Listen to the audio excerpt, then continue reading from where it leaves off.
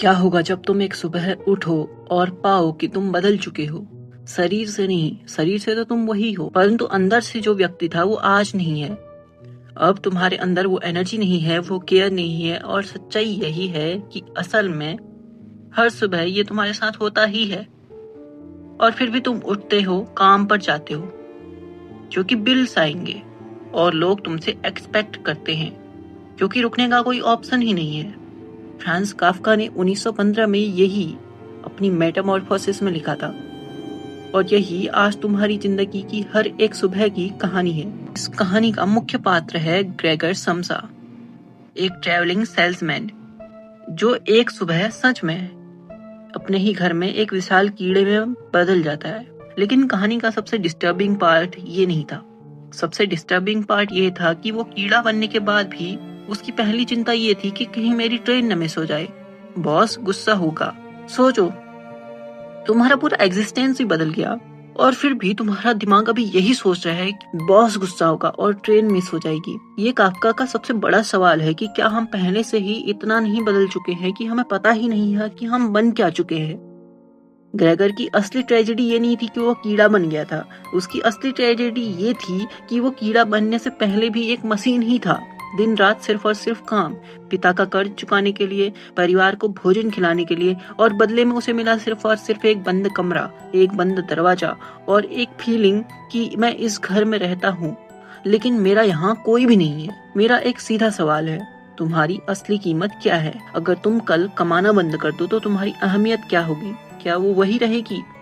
जिस दिन ग्रेगर ने कमाना बंद किया, उस दिन उसका ऑफिस मैनेजर उसके घर सबसे पहले पहुंचा, और घर वाले जो पूरी तरह से उस पर डिपेंड करते थे, उन्होंने उसे बोझ मान लिया। और काफका का सबसे बड़ा ऑब्जर्वेशन यही है कि जब तक तुम दे सकते हो तुम इम्पोर्टेंट हो, और जब तुम दे ही नहीं सकते कुछ तो तुम एक कीड़े के समान हो। और यहाँ से असली बात शुरू होती है कि ग्रेगर कीड़ा बना ही क्यों। काफका ने कोई एक्सप्लेनेशन नहीं दिया, कोई रीजन नहीं दिया, बस एक मॉर्निंग और सब कुछ बदल गया।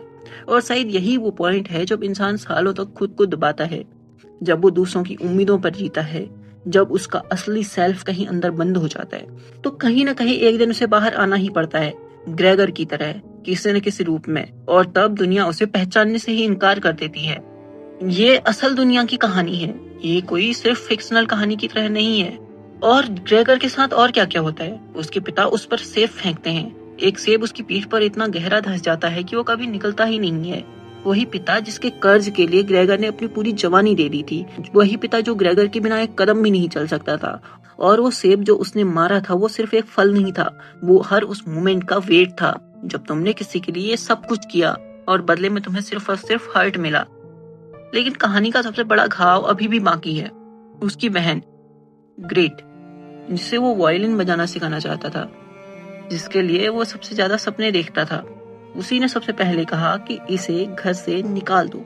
ये काफका का सबसे बड़ा ब्रूटल ट्रूथ है कि जब तुम अपने वर्नेलेबल फॉर्म में होते हो, जब तुम सबसे ज्यादा ऐसे फॉर्म में होते हो जिसे किसी के लिए भी स्वीकार करना असंभव हो जाता है, तुम टूटे हुए होते हो, तो जो सबसे तुम्हारे करीब होते हैं वो सबसे पहले तुमसे सबसे ज्यादा दूर चले जाते हैं।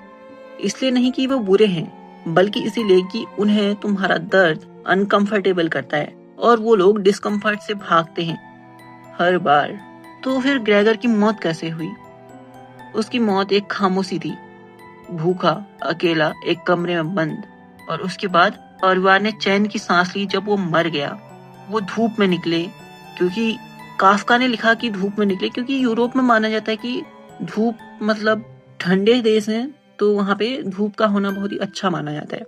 और उन्होंने अपनी बेटी के लिए नया जीवन सोचा। और यहाँ पे काफका की सबसे डिस्टर्बिंग ऑब्जर्वेशन सामने आती है। ग्रेगर की डेथ उसके परिवार के लिए सबसे बड़ी आजादी थी, और उन्होंने एक सेकंड भी ग्रेगर की मृत्यु के बारे में शोक नहीं किया। यहाँ मेरा एक सवाल है कि इस पूरी कहानी का असल मतलब ही क्या है? कोई पॉइंट ही नहीं है। ग्रेगर एक कीड़ा बनने से पहले ही कीड़ा था। वो सबसे पहले अदृश्य कीड़ा था। पहले वो इग्नोरेंट था। वो पहले से ही एक मशीन था, और ट्रांसफॉर्मेशन सिर्फ बाहर दिखा, अंदर तो वो पहले ही बदल चुका था। और अब वो लूप जो मैंने शुरुआत में खोला था, वो सुबह वो फीलिंग कि कुछ बदल गया, लेकिन फिर भी तुम चल रहे हो। क्या तुम्हारी मेटामॉर्फोसिस हो चुकी है? क्या तुम पहले से ही कीड़े हो जो बस ये मानने से डर रहे हो मुझे जरूर बताओ वो मोमेंट जो तुमने पहली बार फील किया था कि मैं वो नहीं हूँ जो मैं असल में बनना चाहता था। क्योंकि काफका भी यहीं तक नहीं रुका। उसकी दुनिया में एक पैटर्न है, एक सिस्टम है जो इंसान को तोड़ता है, बिना रीजन दिए, बिना कोई एक्सप्लेनेशन दिए, बस रूल्स एंड वॉल्स। बस वो फीलिंग कि मैं गिल्टी हूँ और मुझे पता नहीं है कि मैं गिल्टी क्यों हूँ। और इसकी बात करेंगे अगली बार, अगली वीडियो में। क्योंकि सबसे डरावनी मेटामॉर्फोसिस वो नहीं होती जो रात को सोते वक्त होती है। सबसे डरावनी मेटामॉर्फोसिस वो होती है जो इतनी धीरे होती है कि तुम्हें पता ही नहीं चलता कि सब कुछ बदल गया।